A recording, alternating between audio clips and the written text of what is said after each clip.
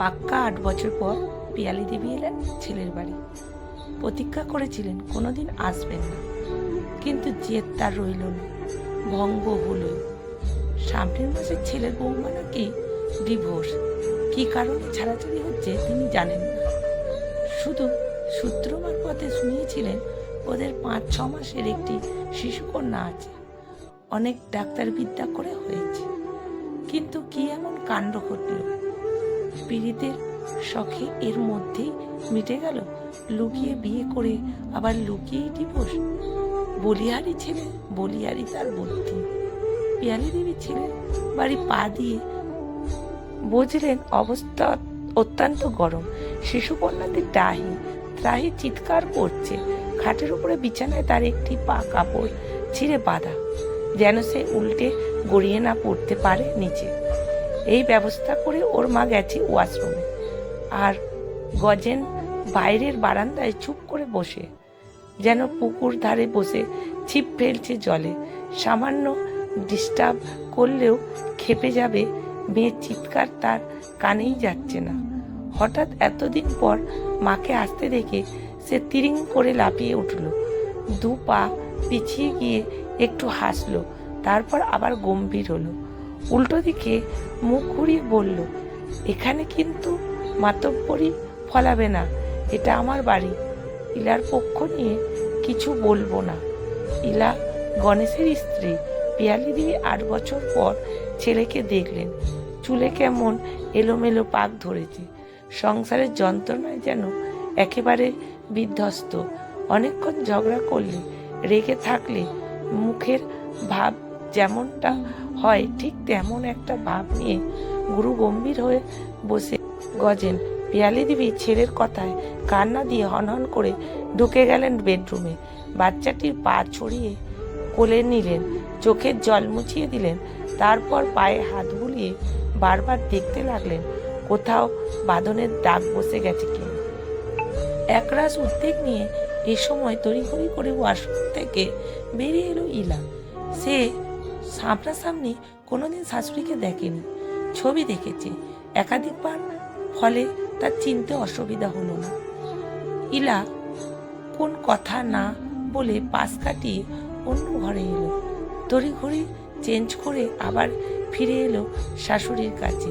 পায়ে হাত দিয়ে প্রণাম করে মেয়েকে নিতে চাইলে পিয়ালি দেবী বাধা দিলেন, বললেন, তোমার যা কাজ আছে কমপ্লিট করো, আমি কদিন থাকবো, আমার ঘরটা দেখিয়ে দাও।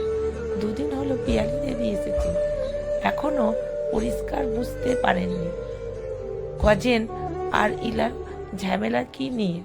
দুজনাই বলছে ডিভোর্স নেবে, একসঙ্গে থাকা যায় না। কেন থাকা যায় না, কি প্রবলেম, কেউ খোলসা করছে না।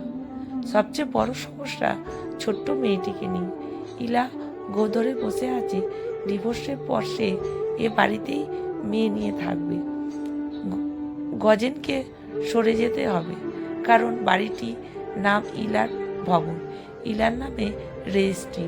আজ খুব সকালে ইলা মেয়ে নিয়ে ডাক্তারের কাছে যেতে বাধ্য হলো। খুব ঠান্ডা লেগেছে, কাশতে কাশতে দম আটকে যাচ্ছে। পুচকেটা ফাঁকা বাড়িতে ছেলেকে ধরলেন পিয়ালি দেবী, বললেন, আমাদের না জানিয়ে বিয়ে করলি, আত্মীয় পরিজন বিসর্জন দিলি, আলাদা থাকছিস, নিজেদের মতো সংসার গুটিয়ে নিয়েছিস, ভালো চাকরি করছিস, অভাব নেই। 2 দিন দেখলাম, বউটাও ভালো, সুন্দর, কথা বলে ব্যবহার ভালো। কথার মাঝেই ফোঁস করে উঠল গজেন, মুখ বিকৃতি করে বলল, কদিন থাকো, বুঝতে পারবে। সারাদিন শুধু বকে, এক কথা 50 বার বলে, মাথায় ছিট আছে, এত ভালো বাড়ি নিয়ে যাও।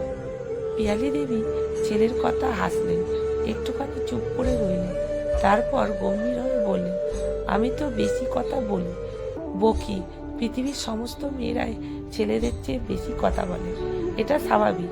ছেলেরা দিন 3-4 হাজার কথা বলে, মেয়েরা বলে 7-8 হাজার, প্রায় ডবল। সব কথা তো ছেলেদের শুনতে হবে, তাকেই শুনতে হবে, আর কে শুনবে? কেউ না। শুনলে মেয়েরা পাগল হবে, তোর জন্যই ইলা বিগড়ে গেছে। ওর সমস্ত কথা শুনলে, গুরুত্ব দিলে এমন হতো না। মায়ের কথায় গজেন আকাশ থেকে পড়ল। বক বক করবে মেয়েরা আর দোষ হবে ছেলেদের? ধৈর্য ধরে শুনতে হবে ছেলেদের? আশ্চর্য কথা। সে বিরক্ত হয়ে বলল, তুমি শোনো গিয়ে, আমি পারবো না। একটু থেমে আবার বলল, আরেকটা কাজ খারাপ করেছে। পিয়ালি দেবী এবার সতর্ক হলেন, মনোযোগ দিয়ে ছেলের কথা আশ্চর্য হয়ে বললেন, কি খারাপ কাজ শুনি, যার জন্য তুই মেয়েটাকে পর্যন্ত কোলে নিস না? ওর কি দোষ? গজেন ফট করে বলে ফেললেন, মেয়ে কি আমার নাকি? মেয়ে তো ওর বান্ধবীর। রীতা মারা যাবার পর এনেছে, এখন বলছে আর কাউকে দেবে না। কাগজপত্র রেডি করে ফেলেছে। পিয়ালি দেবী চোখ বড় বড় করে বললেন, ওর বান্ধবী মানে? মানে আবার কি? রীতা সিঙ্গেল মাদার, কিছুদিন আগে কিডনি খারাপ হয়ে মারা গেছে। তখনই আইন জট কাটিয়ে ইলা বাচ্চাটিকে এনেছে। পিয়ালি দেবী অনেকক্ষণ স্তব্ধ হয়ে বসে রইলেন, ধীরে ধীরে উঠে গেলেন ছেলের পাশ থেকে। তারপর বারান্দায় এসে দাঁড়িয়ে রইলেন চুপ করে। ঘণ্টাখানেক পর ঘেমে নিয়ে মেয়ে কোলে ইলা এলে পিয়ালি দেবী ছুটতে গিয়ে ঘুমন্ত শিশুটাকে ছিনিয়ে নিয়ে বুকে চেপে কেঁদে ফেললেন। এক হাত চোখ মুখ বললেন, তুমি ঈশ্বর মা, অনেক বড় মন পরিচয় দিয়েছ। চলো আমরা ফিরে যাই। এমন মেয়ে পেয়ে যে কোলে নিতে চায় না, সে আর যাই হোক মানুষ নয়। কি করে এমন বিবেকহীন অপদার্থ ছেলে জন্ম দিয়েছিলাম জানি না। চলো বৌমা, এই বেলায় যাই।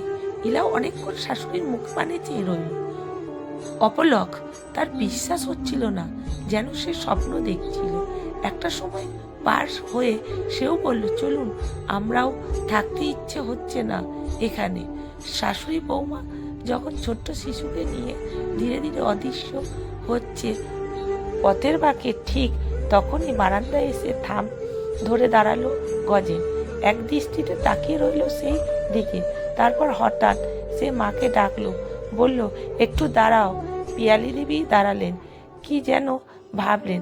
তারপর বৌমাকে বললেন, চলো বৌমা, ওর জন্য দাঁড়ানো ঠিক হবে না, প্রয়োজন হলে ঠিক আসবে। গল্পের নাম অচেনা পথ, লেখকের নাম বাবুরাম মণ্ডল, পাঠে অনিতা ভট্টাচার্য।